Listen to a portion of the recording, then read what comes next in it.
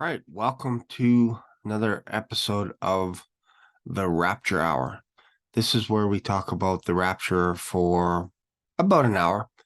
So if you can tarry with me for an hour, that would be fantastic. Feel free to subscribe to this YouTube channel and feel free to leave a comment. Let me know that you stopped by.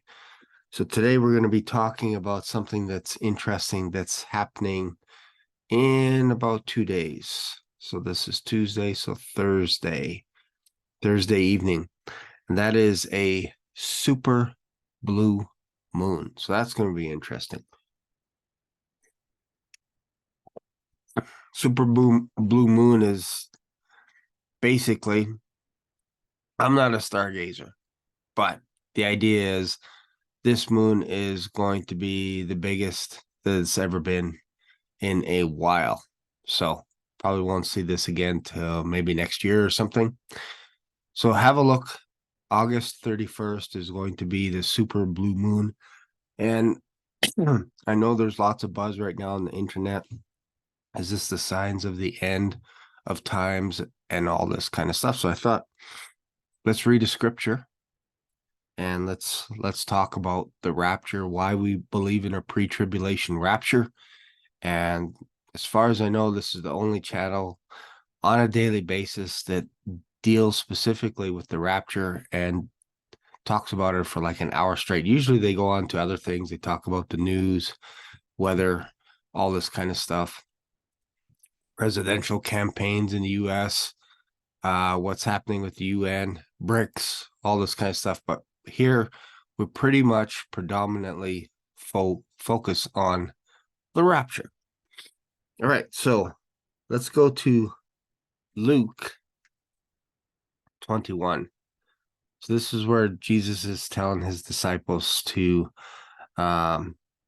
basically take heed and watch. And when ye shall see Jerusalem compassed with armies, then know that the desolation thereof is nigh.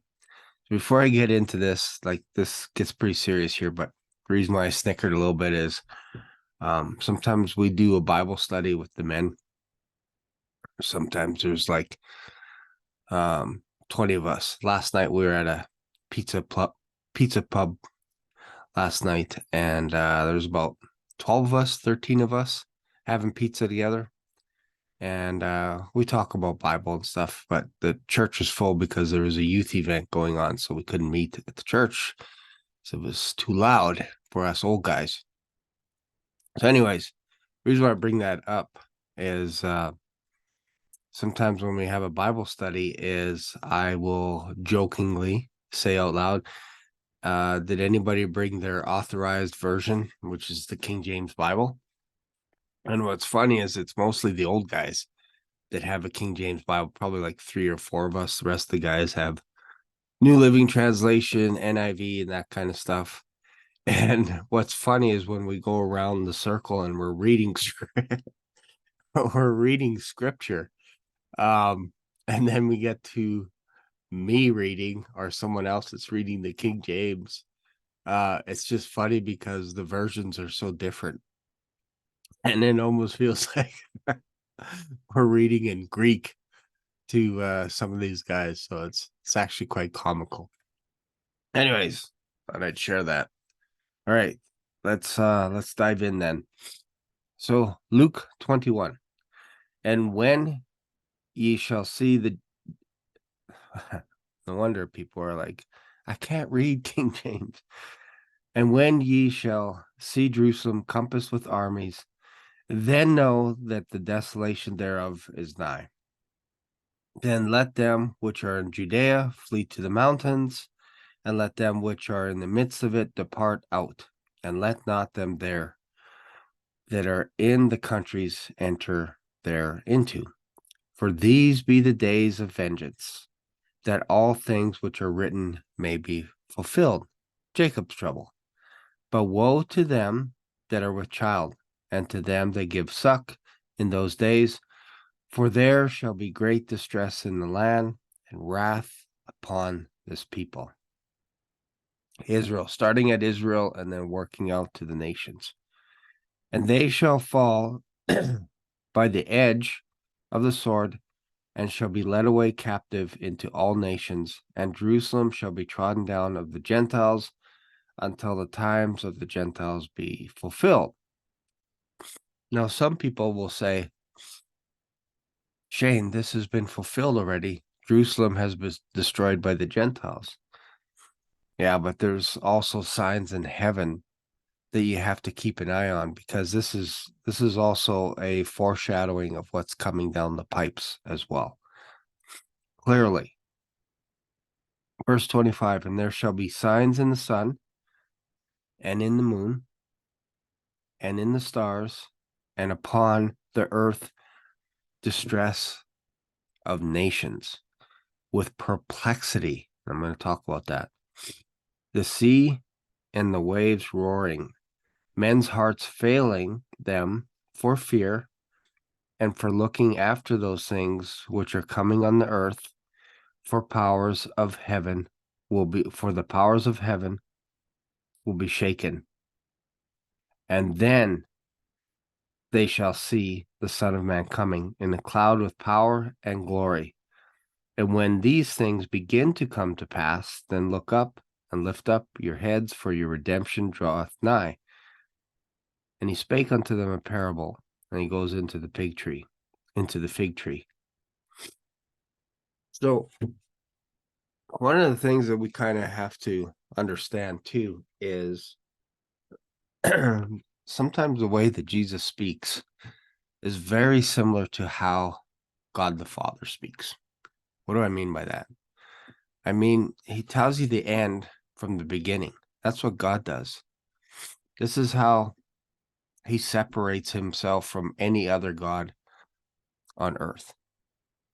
Other gods can't do that, meaning demonic spirits, all this kind of stuff. They can't tell the future like God can. God is everywhere. God is all-knowing. And his son has the same attributes of his father, because he sees what his father's doing and he does them. So he speaks the same way. Disciples ask him what's going to happen to these stones or whatever, and Jesus noticed that they're admiring the temple, and he says, well, none of these stones are going to be left. And then he'll say, there's going to be some birth pains happening, and then this and this is going to happen.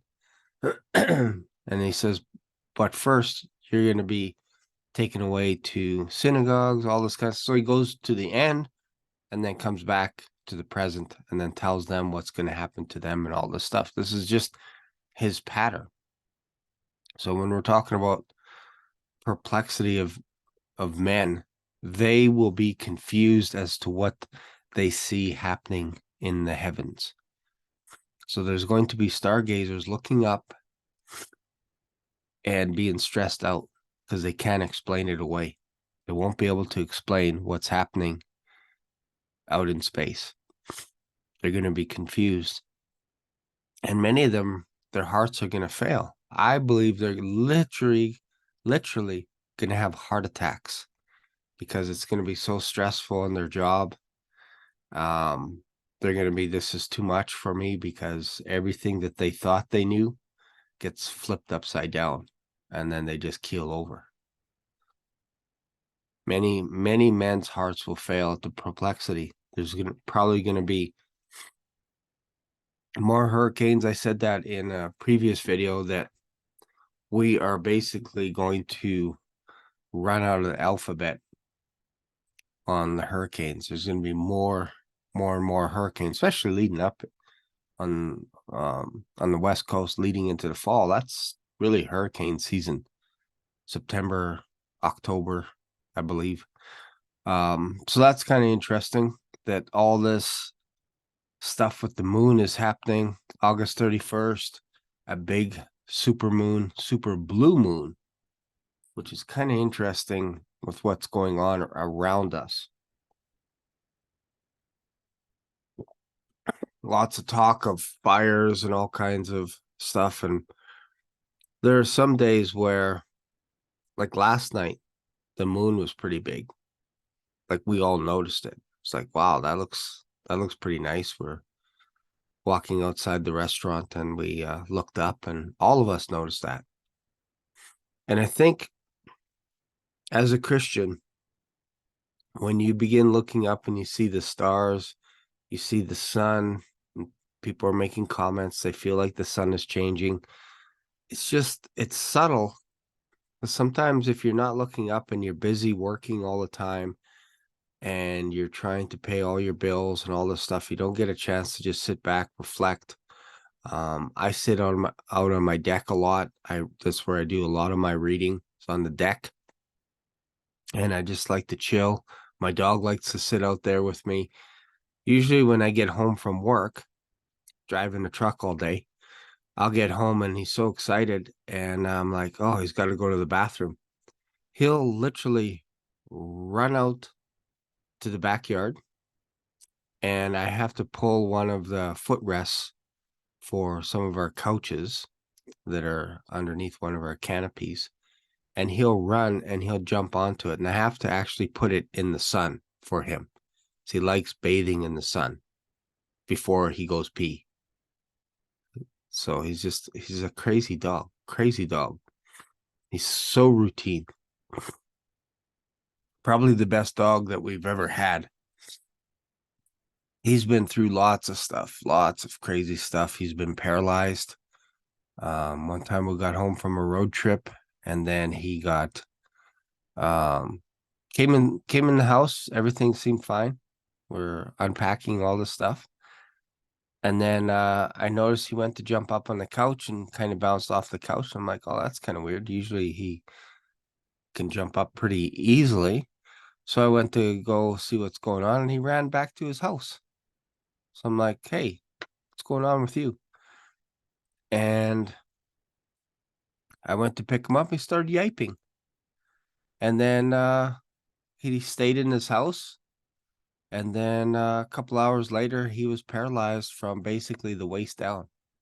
So his legs just gave out and he couldn't walk. So we saw him try and walk outside of his doghouse with his legs dragging behind him. And I'm like, oh my goodness gracious, this is horrible, horrible. So we took him to the vet and they said, yeah, there's something wrong with his spine. It's like degenerative. And I'm like, oh, okay, this is interesting. This is a puppy. Basically, he was 2 years old, 3 years old, and this happened. So probably about I'd say about a week of this stuff was happening where couldn't move. So we had to go to the vet and we had to get one of those catheters. We had to stick the catheter inside his bladder, if you will, and then squeeze his bladder out to help him pee because he had nothing below the waist. And the vet said to us, this is his life right now. So there's usually one of two things is his life gets a little bit worse and worse and worse. And or the second thing is you have to put him to sleep, euthanize him, because this is like we've seen this before. So I'm like, oh man, how much is that? And they're like, well, I think it was like $100 or $200 or something. And I said, okay, well, what about if we get him a brace and all this kind of stuff? And so we're looking up things on Amazon with these little wheelie things that you could use.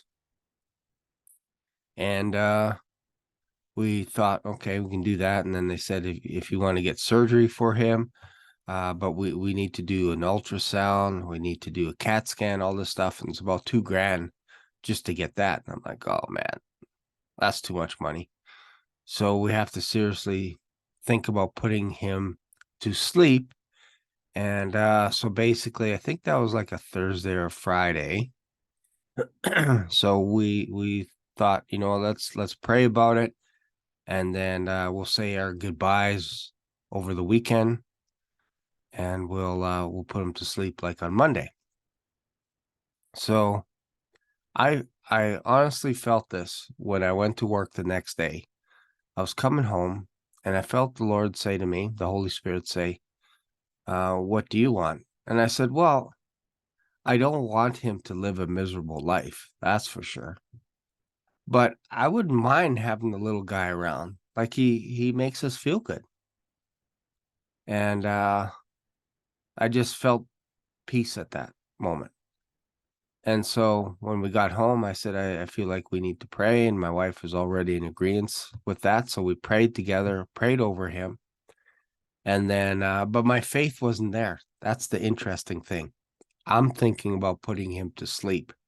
So I'm just going through the motions of praying. My wife's praying for the dog. We're putting our hands on him. And he's looking at us like, is this it for me, kind of thing? So I was not 100% on board with believing that he's going to be healed, because I'm a realist as well. I might come across here as super spiritual and stuff, but sometimes I'm very skeptical as well, if that makes sense. I look around, not very trusting, all this kind of stuff. And I'm like, yeah, I don't know. I don't know about this one. This one looks pretty bad. So then we prayed, and then nothing happened. I'm like, yeah, not surprised. Not surprised. This is how we get inside our kitchen. So then the next morning, I take him outside, and actually it was after work. And I see him all of a sudden take 2-3 steps outside after I set him down in the snow. And I'm like, oh, that's kind of interesting. Like he's trying to move his back legs, but they're dragging behind him. And I'm like, don't do that. Like you're going to make it worse. Don't do that. And then he peed. He managed to get his feet into a position, and he peed for what seemed like an hour. And I was like, whoa, this is different. And then he ran 3 or 4 steps, and I was still paranoid. So I picked him up and then brought him in the house, and that probably by the end of the day, he was back to normal.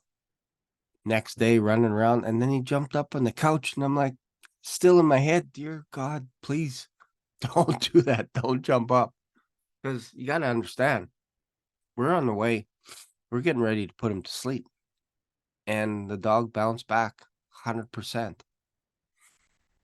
That was 2 years ago. Still good. Still good. And he's diabetic. Diabetic. So the other day, probably, the other day, 2-3 months ago, the dumb dog jumps off the couch, dislocates his shoulder, and it pops in one of the legs at a freaky angle, goes this way. And I'm like, oh no, another vet bill coming our way, because we're probably going to have to get them to set it in or whatever. My wife picks him up. And you got to remember, my wife is a prayer warrior. She prayed for me. She said, you know what, Lord, I just pray for a hunger for my husband, that he would have a hunger for your word. And now, like, I've read the Bible 10 times in the last year and a half because of her prayer. This hunger has exploded in my life. This is all I do. This is all I talk about is the Bible.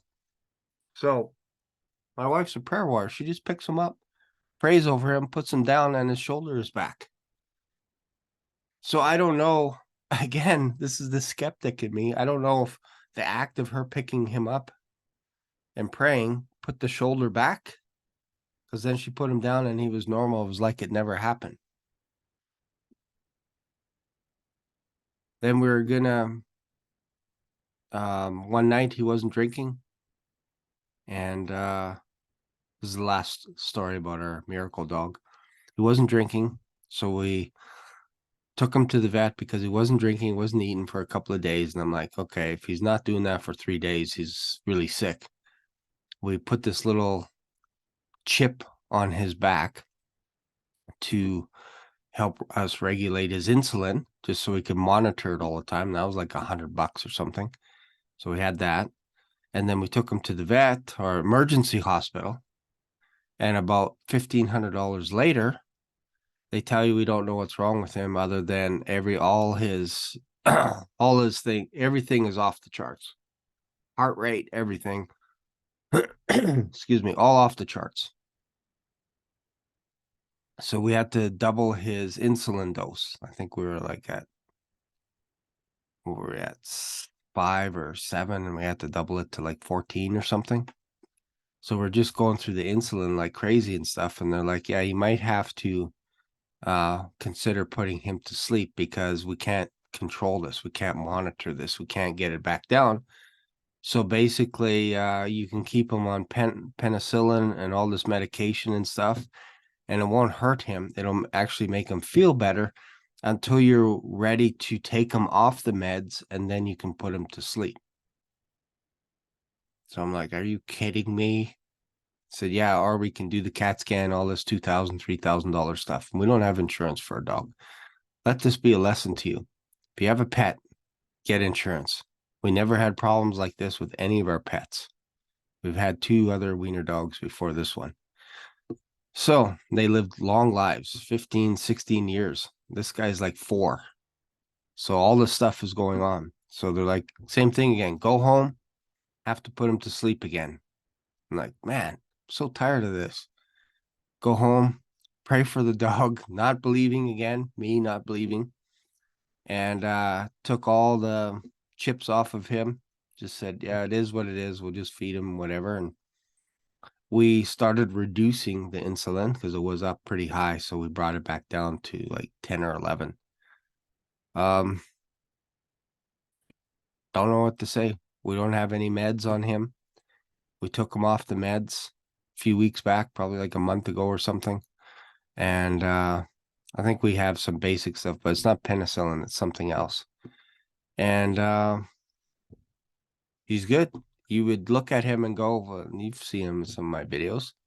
He looks perfectly normal to the point where people think we're lying about him. Like, he looks normal. What are you guys talking about? Well, I got the vet bills to prove it, that they were skeptical and I was skeptical. But when you look at him, he runs around, plays at night, bounces around, all kinds of stuff. So that's why we call him the miracle dog. So the reason why I bring this whole thing up is sometimes we can't explain what happens in life, and sometimes you may not even have the faith to believe in something, which is interesting in itself. Because I used to think, oh man, you have to be a super Christian to believe in healing and all this kind of stuff. And I believe my dog was healed. I do. I see it. And I was a skeptic. I'm not getting ready to put him to sleep because it's a lot easier than doing all the other stuff that we had to do. And I didn't want his life to be deteriorated to the point where he couldn't function normally anymore. He couldn't enjoy life. But bounce back. We have the perfect dog. Yeah, he's still a diabetic, which is surprising to us. I never heard of that before, that a dog could be like 2 or 3 years old and be a diabetic. I guess it happens. Anyways. So when I talk about pre-tribulation rapture, you don't have to always believe everything that I say at this stage. You have to do a little bit of your due diligence. I used to be a post-trib guy. I used to think the same thing as FAI Studios. I used to think we had to go through the wrath of God to earn our salvation. But when you see little things like this, and you get a hunger for God, and you realize that God is for us and not against us, that's a tough concept to teach people, that God is not up there trying to stamp us out. He's not. He's not up there to crush us like bugs, like insects. Now, there is the days of vengeance coming. I've talked about that in other videos. That is coming. It's coming sooner than later. Excuse me. But that is for Israel. That is not for us. And I think maybe in future episodes, I'll talk about Jacob's trouble, and I'll read a little bit about that. But I want to just focus again on the concept that you may not always believe everything right out of the gate, because you have to do your own diligence. And the more I read the Bible, like I said, I've read this 10 times in the last year and a half. Started last February. The first time I went through the Bible, it took me 5 months. Second time, it took me 3 months. And then I got it to a point where I was doing it every single month. And now, because I make videos every day, it takes me a little bit longer because I keep going over verses in the New Testament and all that. So I've slowed down quite a bit. So we are basically in September, it'll be 2 months. So I'm over that, over the halfway mark. I am in the book of Nehemiah. So I just have to get to the end of the Old Testament. Basically, I'm done. So I say all that because your belief system in your head may not be 100% full as you journey through life. But then things happen in your life that all of a sudden you start thinking, maybe God is real. Maybe God is looking out for me, looking after all my financial needs. Maybe God is for me and not against me. But there is a day of wrath coming. And Israel did a few things back in its day that there is no remedy for. There was no remedy. God just suspended that judgment for a period of time. And there are going to be people that say that God judged the earth. Jesus came to earth, did all this stuff in 70 AD, and then gave it back to God. And there is no Satan. There is no evil in the world and all this. And this is utopia right now. These are literally what people are saying on YouTube. And then you get other brothers and sisters like FAI Studios that say, no, you have to learn how to swim. You have to learn how to swim. Because what, excuse me, because what Jesus was saying in Matthew 24, I'm putting words in FI Studios' mouth, just so you know. I'm putting words in their mouth. This is not them saying it, but I'm telling you this is how they think. Doubting Thomas, Joel Richardson, if you're watching this, this is how I believe you are thinking. This is what I believe you are saying. When you're saying that we have to go through the wrath of God, you are saying that you and other organizations are going to teach people how to swim. You're going to teach them how to design the perfect life jacket. You're going to teach them how to snorkel. And you're going to teach them how to do the backstroke, the breaststroke, the front stroke. You're going to teach them how to hold their breath underwater for 30 minutes at a time. All this kind of stuff. Why do I say that? Well, Jesus said that the return of the Son of Man would be like the days of Noah. So what's he talking about? Well, back then, they were drinking and marrying and giving in marriage. So they were planning events, ignoring that a flood was coming. They were ignoring it. And maybe it was seasonal. I don't know. Didn't rain, but they're watching Noah build an ark. And I believe it took about 100 to 120 years. But I'm starting to think that when God says man's years will be 120, I used to think that that's what we live up to is 120. But then there was a priest, what's his name?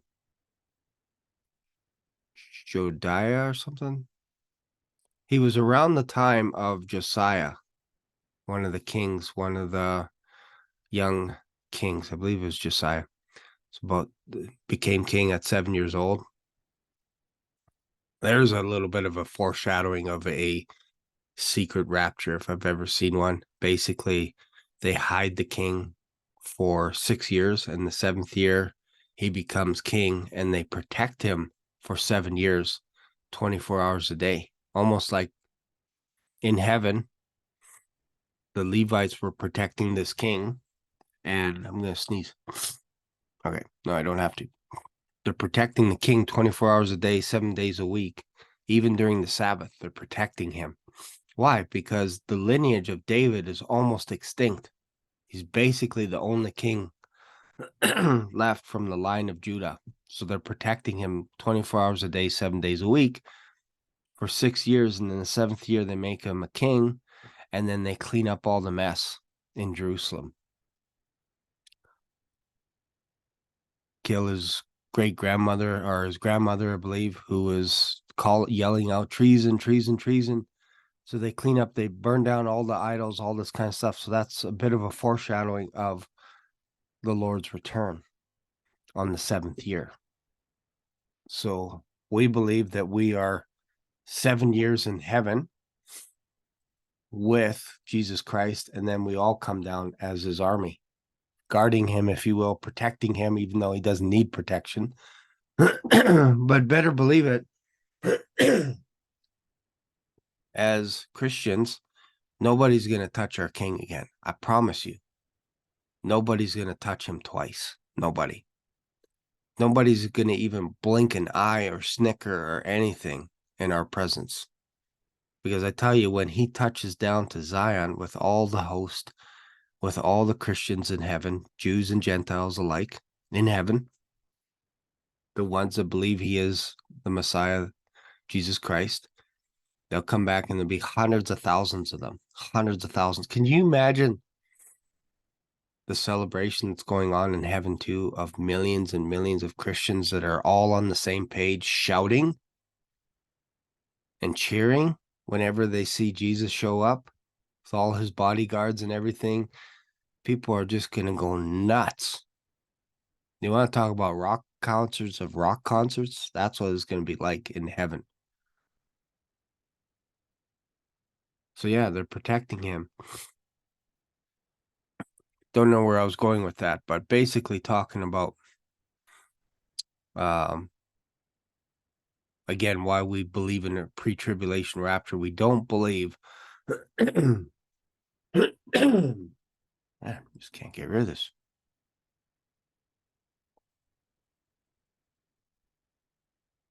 What I find is sometimes when you make a video early in the morning, it's harder to talk. It's like your larynx has to warm up or something.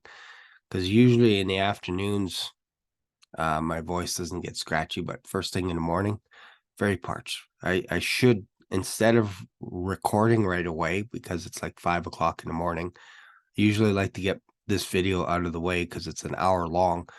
And that's the easiest time to do it, is first thing in the morning instead of later in the day. That way you guys get a chance to watch the video throughout the day as well. You can just take your time with it. But yeah, I should probably get up at 4, get my throat all warmed up, and then at 5 o'clock record. Maybe that'll happen in the future. But yeah, so I don't believe that God is going to put us through wrath. Oh yeah, we're talking about Jacob's trouble. How did this all happen? Well, they swore into a covenant with God. This was in Deuteronomy. So if you don't know what I'm talking about, read Deuteronomy. Basically, Moses is winding down his life at 120 years. And he's telling them, the second I die, you guys are going to fall away. Basically, you're going to turn away from God.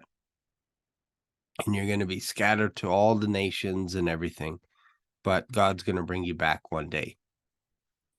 And they're like, no, no, no. We're going to do everything that you ask. So God basically declares a witness to heaven and earth, saying that these guys are entering into agreement that they're not going to worship other gods. They're going to obey the 10 commandments, keep the Sabbath. They're going to do all this stuff. They're going to keep everything. And they're not going to worship other gods. And they're not going to throw their kids in the fire. Because this is what other nations were doing. Other nations were messing with genetics. They were sleeping with each other, all this kind of stuff. Just, this is why Israel was totally against fornication, mixing with other nations, because they were doing crazy stuff with each other. And they had to preserve the bloodline for Jesus Christ to come. They had to preserve it. So this is why they're heavy against adultery, because you can have children that aren't yours and all this kind of stuff. And then it gets very confusing to reconcile your genealogy if you're mixing all this stuff. If you're not married, you can't take care of your spouse, all this kind of stuff. So they swore into this agreement. And the deal was, if you follow all of God's commandments, you will be blessed more than any other nation. You're going to be a light unto the world. But if you don't, you're going to be cursed like any other nation. All the plagues that were in Egypt, you're going to get those plagues. It's going to happen. We see this in the book of Revelation. And it's going to get to a point where there's no going back, that I have to judge Israel. I have to judge it. He just never finished that program, never finished judging them. Why? Because of us, the Gentiles, because we came into the picture. Israel rejected Stephen, the nation of Israel, by stoning him and rejecting his message, because his message was very much in line with what Moses was talking about.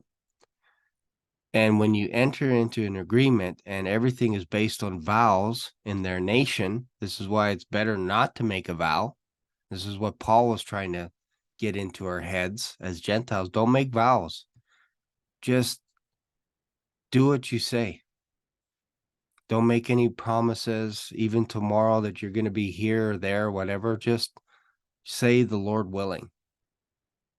This was Paul was trying to inject into the Gentiles, because he would say things like, this is not for you. Like, don't go backwards and enter into a covenant, because when you enter into a covenant with God, because he is a jealous God, there are curses attached to that covenant as well. And you can't separate the two of them. So when you try obeying all of his commandments and you swear and you promise you're going to do all that, you're going to get circumcised and all this stuff, keep the Sabbath, all this stuff, you're entering into an agreement with the holy and righteous God. And if you miss one of those, it's like you broke all the commandments and you're back to ground zero, and there's no remedy. There's no sacrifices. There's none of this stuff. And if you talk to some of the Jews, like Rabbi Tovia Singer, he'll be like, it's okay. Just forgive yourself. That's it. Just forgive yourself. It's okay. It's okay. It's okay. Everything's good. They don't believe in Jesus Christ.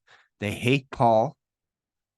Specifically, Rabbi Tovia Singer hates Paul. Can't stand Jesus Christ. He won't say it outright, because I think deep down inside they know who Jesus is. But there's so much money to be had with these organizations to teach you things that are weird and to deny Paul's writings and say that this is for the Gentiles, these writings, and they're teaching us, Paul's teaching us how to live in heaven, because our program is in heaven. Our program isn't in Israel. It's one thing to desire to go and visit the land and all this stuff, but really we don't get a piece of real estate. We are without the law, meaning we never had the law. We never swore into a covenant with God. The nations were free to do whatever they wanted. They could worship whatever deity that they wanted. They were not held accountable to that until Jesus Christ came. And then now there's a reckoning. Now, because you know that there is a God out there. Now you know that Jesus is here. Now you're accountable to what you hear. So if you hear that Jesus Christ is being preached, that he is the Son of God, and you reject him, that's on you. It's not on the people that are saying, look, you need to believe in Jesus Christ. You need to believe that he is the Son of God. If you do that, you'll be saved. Kind of like two times. You get eternal life, and you get saved from the wrath of God. Because again, Israel entered the program and it got to a point where he had to judge them. But he suspended the program for a few thousand years until the filling of the Gentiles come in, until there's enough of us to basically outnumber the angels, the third of the angels that the devil has in his back pocket. And then eventually they get kicked out of heaven. And because we have rooms in heaven, we're seated in heavenly places. We occupy the highest parts of heaven. Why? We are joint heirs with Christ. We are seated in heavenly places. The devil loses his seat. The devil loses his authority. He hasn't lost his authority yet on earth. Look around. It's not hard to see evil. Evil's everywhere. But that doesn't mean today we can't function as a church. We can't edify each other. People aren't like, I'm not sitting in my office going, oh, the world is so wicked out there. I can't wait for the Lord to take me and all this kind of stuff. It's not about that. It's about a relationship. It's what it is. He doesn't come today, tomorrow. If he doesn't come to October, November, December, I'll still be talking about him. If he comes early, that's fantastic. Why? Because I'm secure in him. I have the Holy Spirit in me. I can sleep at night. This is what we're talking about on this channel. This is why we don't follow all the rules and regulations that Israel has, because you can't do it. There's like 613 rules and regulations. They have the Talmud. The Talmud allows them to wrestle through the Bible because they don't want to change the Bible. But they use the Talmud to wrestle through the history of the Jews, and they would argue about stuff. Should we move within a Sabbath day, or can we not move close to a synagogue? And they would argue for this stuff for hours. Should we wash our hands 7 times on this side and 7 times on this side before we eat? And then they'll have rabbis going back and forth as to which is better. What should we do with people that don't do this and all this kind of stuff? And they start making up things instead of just having a relationship with God. Because if you love God with all your soul, all your heart, just like in Leviticus, that's where it says, and I believe it even says the just shall live by faith. I believe is in Leviticus as well. Pretty sure. If you love each other, you've fulfilled the laws. Why? Because you're not going to harm each other if you love each other. You're not going to do ill will to your brethren. You're not going to move their borders. You're not going to cheat. You're not going to lie, cheat, steal, all this kind of stuff. Why? Because you love them. You're not going to cheat on your spouse. Why? Because you love your spouse. You respect her. So this is what we're talking about when we're talking about being a Christian. Paul is prepping us for heaven. And it's going to get to a point. This is the interesting part. Is the lines are going to start getting blurred. The deeper you get into this, what do I mean by the lines getting blurred? I'm saying you're going to start to feel like you're seeing heaven, like how things operate up there. Principalities, powers, all this stuff. Once you start tapping into the authority that you have, you start walking around like you have that authority today. And you don't get in people's way, as in you don't offend people. I broke up a fight, I don't know, last year in the wintertime. I pulled up to the lights and these 2 guys got out of their vehicle and they started to beat the tar out of each other. I got out of the vehicle, don't know why. I felt like I was a cop. And I said, hey guys, knock it off. You get back in your vehicle. You get back in your vehicle. And they looked at me like I was a deer in headlight. One guy had a bleeding nose and everything. And then they both went back in their vehicles. One guy sped off and the other guy went. And I remember one of the guys yelling at me, call the cops, because they're wrestling around and stuff. And the one guy started punching him. I said, knock it off. One guy was a little bit younger. I don't know if I could have took him. That wasn't the plan. was to get in a fight with these guys at all. But I just felt like what they were doing was wrong. They were hitting each other. And so it felt like I was correcting them as like a father, a scolding father, saying, look, knock it off, guys, go to work.